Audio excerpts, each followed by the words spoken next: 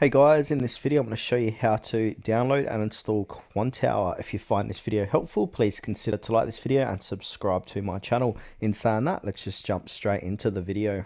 Okay, the first thing what we need to do is head on over to quantower.com or do a Google search for Quantower. You're going to land on this page. And now we've got two options to download on the top right hand corner or the middle of the page.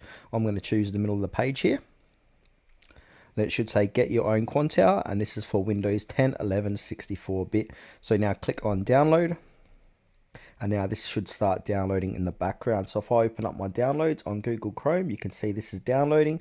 It's a minute to go, and it's just under 200 megabytes in size. So I'm just going to pause this video and get back to you and open up the exe file. If it doesn't appear here, just go to your download section inside your computer and find it there. Should be called quantower.exe. While that's downloading, I will quickly run through the system requirements. So let's have a look.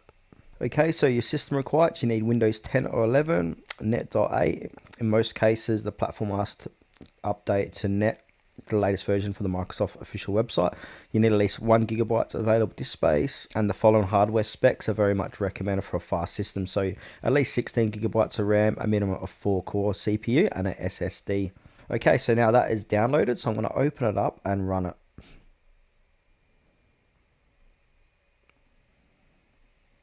Alright, so from here, you choose your path. I'm just going to keep it there. Now it's going to extract files. Alright, so once it finishes installing, you should get a desktop icon here. Just go ahead and double click it to open it up. A little window box is going to appear saying Quantower multi-asset trading platform. And now once it opens up, you can see it being open on the top here, and you can click into your chart times and stuff here.